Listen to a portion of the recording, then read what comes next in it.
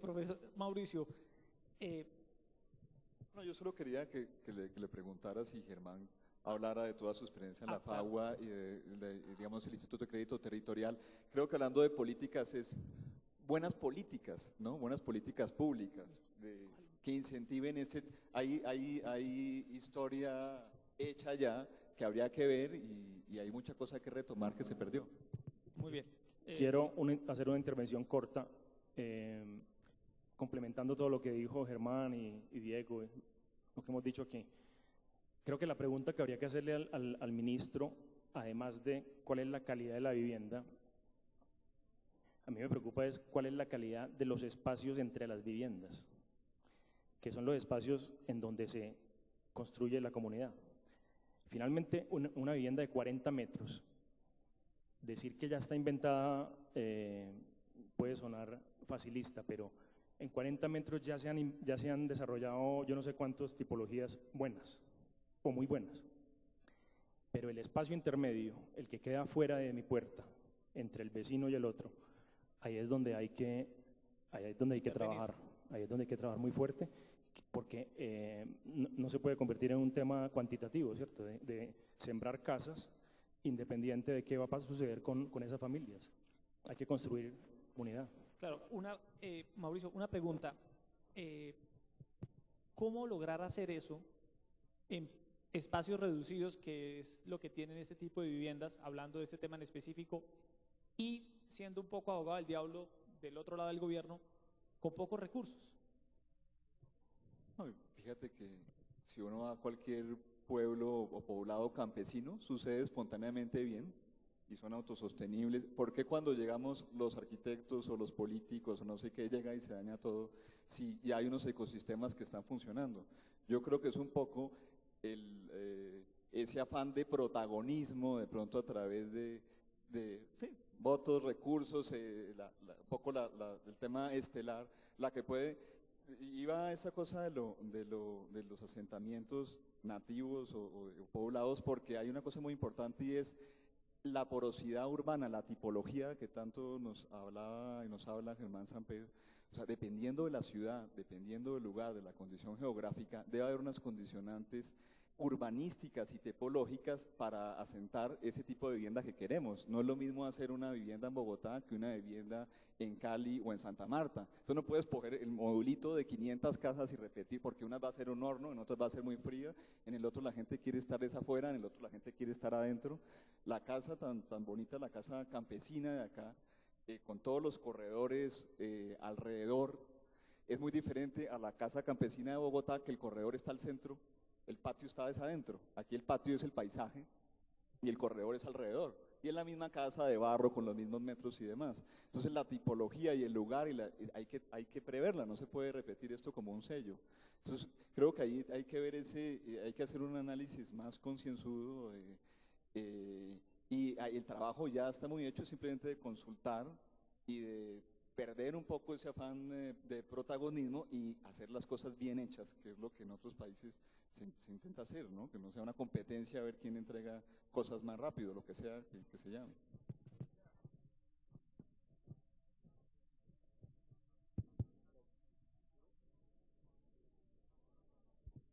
Aló. En medio de este panorama que advertimos acá, ¿usted qué consejo le daría a Germán Vargas Lleras frente a esto? Ya se lo dimos. ¿Qué le dijeron? Volver a la Cuéntenoslo. calidad de la construcción y calidad del espacio. Y uno adicional, si lo quiere escuchar. No se pueden regalar esas viviendas. El concepto de viviendas gratis hay que borrarlo del imaginario. El arquitecto Germán lo acaba de mencionar.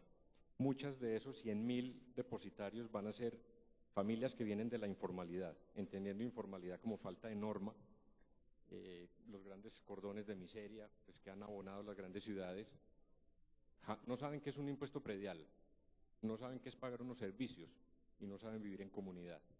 La recomendación que hemos hecho es poner la titularización de esas viviendas hasta tanto el Estado haga un trabajo social, con Red Unidos, con Agencia para la Prosperidad, para la superación de la pobreza. Hay que enseñar a vivir en comunidad. Si no, pues yo creo que lo que se está haciendo es una bomba de tiempo en unas viviendas regularmente construidas y albergando allí unas comunidades que no han vivido dentro de la norma. Cuando llegue la primera cuenta de servicios, como lo dice el maestro Germán, pues ahí se va a empezar a desdibujar un poco, digamos, el concepto. Pero sin ninguna duda, y retomando un poco este conversatorio de arquitectura y obra pública, eso es lo que hay que hacer. Hay que ir a la obra pública, y la vivienda es el primer ejemplo. Por último, le digo, estamos haciendo un ejercicio de vivienda rural en el departamento de Vivienda, las promesas del gobierno nacional, y estamos asistiendo en los últimos años a una discusión mundial sobre el medio ambiente que impacta la vida cotidiana, y me imagino que las obras públicas, el discurso del cambio climático, el discurso de la arquitectura verde es un tema prioritario, y tengo entendido que en esta Bienal se va a tocar bastante este tema. Y quisiéramos entrar a hablar un poco sobre la arquitectura sostenible, cómo las nuevas construcciones en Colombia están aprovechando de alguna manera esta nueva tendencia, este nuevo discurso. Asistimos también hoy en día a depredadores del medio ambiente. ¿Los arquitectos permitimos eso o permiten eso? Quisiera empezar con el arquitecto Mauricio, que sé que es un experto en eso. Sí, hay varios. A mí me gusta pensar que la arquitectura sostenible es aquella que no se caiga, ¿no? Y Como que no su se nombre caiga indica, que se sostenga. por su peso, puede ser conceptual. Entonces, viendo los problemas que pasan hoy en día en el mundo, tendemos a los otros países, digamos, Estados Unidos tiene un problema energético gigantesco. Es el primer productor, digamos así, entre comillas, junto con India y China, de CO2. Colombia es el 10º, pero al revés. Es el país, perdón, está entre los 10 primeros, el 7º más limpio del mundo, digamos, que menos produce CO2. En gran parte por sus bosques, por el sitio donde estamos. Entonces, digamos, en Estados Unidos el tema es energético. Sus ciudades son dispersas, es un país gigantesco, tienen más de 100 plantas nucleares activas, las reservas de carbón más grandes que hay en el mundo por 200 y pico de años, y nos quieren a veces implantar esos sistemas aquí, ¿no? Tienen que ser eficientes, póngale paneles solares, hágale no sé qué tal. Ese discurso aquí no. Nuestro tema aquí es, tenemos luz todo el día, estamos en el trópico, el agua nos cae de arriba, no tenemos que sacarla de ningún lado. El tema es más que todo social, y es un tema de hacer la arquitectura que siempre hemos hecho bien, con el maestro Pacho de la esquina, con los materiales de las regiones, implementando tecnologías para llevarlas más hacia adelante, haciendo arquitectura contemporánea, ¿cómo no?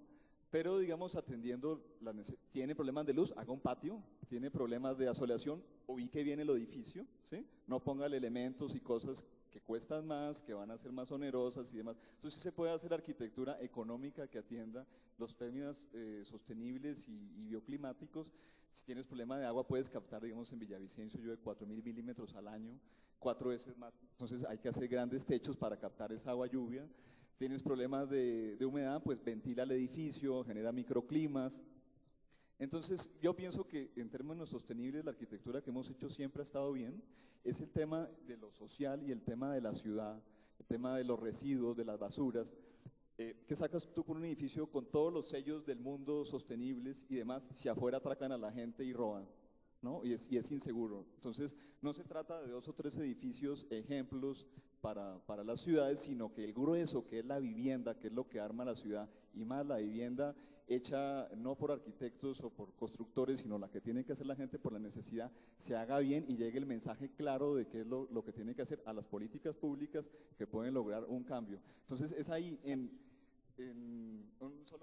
un tema, a través de los concursos que se han hecho hoy en día tenemos muy buenos edificios públicos, bibliotecas, escenarios deportivos, magníficos colegios por todo lado. Entonces ahora el reto es, bueno, lleguemos a la vivienda con proyectos capaces de involucrarse en la ciudad existente, no en una ciudad nueva, que sean tan potentes y que acaben de redondear y circunscribir el paisaje de esos edificios públicos que ya existen en Medellín, en Bogotá y demás, ahí alrededor, no al exterior. Parque del Tercer Milenio es un excelente espacio público que no tiene borde. De pronto hay un problema en cómo se debía definir esa política para que estuviera al borde y después el parque, ¿sí? Y con eso se hubieran construido las viviendas. Entonces es un tema de sintonizar un poco mejor las cosas, pero hay varias cosas bien hechas ahí. Muy bien, Carlos, su reflexión sobre el tema de la arquitectura verde, ecológica en nuestras ciudades. Pues a ver, yo siempre he considerado que la buena arquitectura, más allá de la, no le quiero llamar moda, pero No, lo puede hacer. la tendencia actual de hablar de sostenibilidad y verde y todo eso, pues la buena arquitectura siempre ha sido sostenible, siempre ha sido ecológica, siempre ha sido amable con el medio ambiente, en la medida en que se haga, y eso va para los estudiantes, estudiando el lugar, o sea, en la medida en que uno le responda al lugar, desde el punto de vista natural, geográfico, topográfico, climático, cultural, utilizando los materiales de la región, las técnicas constructivas, obviamente, como dice Mauricio, introduciendo nuevas tecnologías siempre y cuando se puedan solucionar rápidamente en caso de que haya que haya que hacer una reparación o algo, pero que la gente que construye esas viviendas o que construya cualquier edificación la pueda sostener fácilmente. O sea, así entiendo yo la arquitectura sostenible, mucho más allá de como la vería un suizo o un alemán, donde todo te lo pasan a temas de paneles solares, ¿cierto? Otro tipo de tecnologías mucho más costosas, iluminaciones sofisticadísimas que aquí valen mucho. Aplicar lo que nos están pidiendo en los centros, digamos, culturales de hoy en día, Europa, Estados Unidos, Japón, aplicarlo aquí en Latinoamérica es muy costoso todavía. Nosotros tenemos que seguir haciendo lo que siempre hemos hecho, sin perder obviamente el norte, haciendo arquitectura para, como lo decía ahora, para el momento y para el futuro, ¿cierto? Pero con lo que tengamos a la mano, ¿cierto? Muy bien. Profesor Samper, hay una discusión, sobre todo en Bogotá, pero creo que también en otras ciudades del país, y es sobre qué clase de ciudad vamos a tener. Si una ciudad desparramada en la sabana, que construye en zonas de reserva ambiental, o si construimos una ciudad compacta, densa, que llama el alcalde Gustavo Petro, que crezca hacia arriba. ¿Cómo ve usted esa discusión, profesor Samper?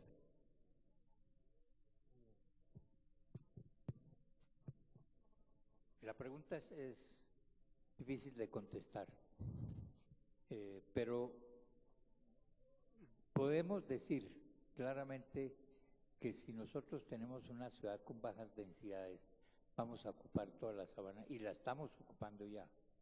La sabana de Bogotá, tal vez por razones de normas o de algunos otros aspectos de precio de la tierra, ya los constructores están saliendo de la ciudad para construir suburbios, que es un procedimiento, un proceso urbanístico que siguieron los países desarrollados hace un siglo, y nosotros estamos en el plan de cometer esos mismos errores.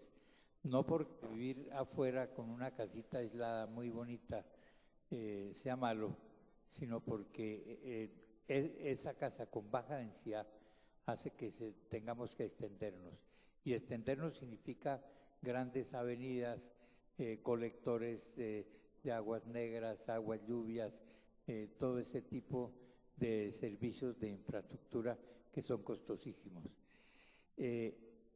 Tampoco podemos pensar, si se necesita la respuesta es sí, necesitamos una arquitectura que mejore, que aumente la densidad, pero no necesariamente tiene que ser edificios de 20 pisos, que es lo que en este momento estamos viendo que en Bogotá están surgiendo ese tipo de pequeños construcciones, no se necesitan. No sé. Se obtienen buenas densidades con 5 o 6 pisos.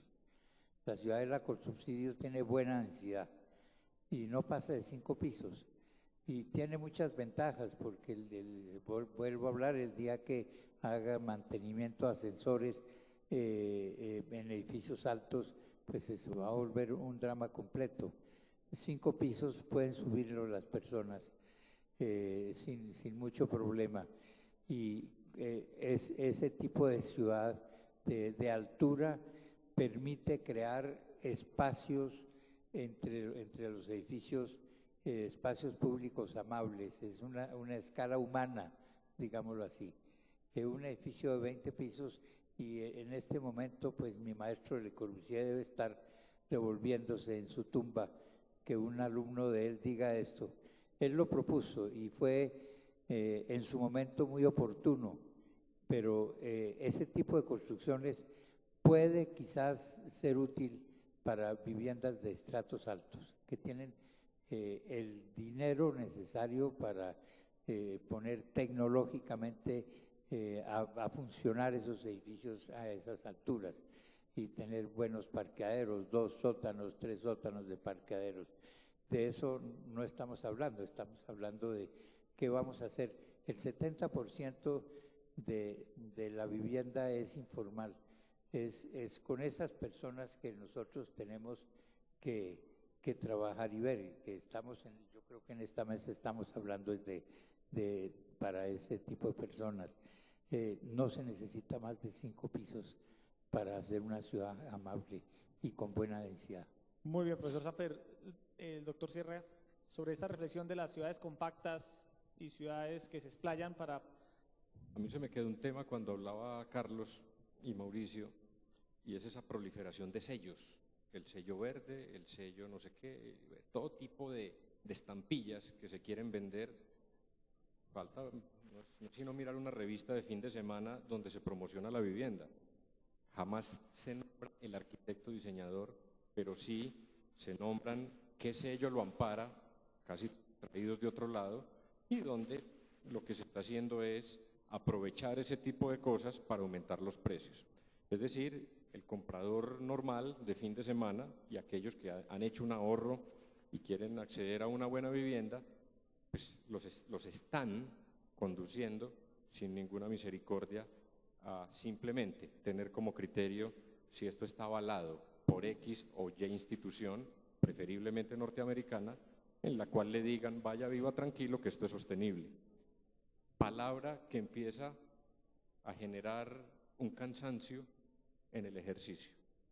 Hoy sostenible es cualquier empresa que vende alfombras o cualquier empresa, cualquier vivero, cualquier tipo de cosas con el flaco argumento de la arquitectura verde y sostenible.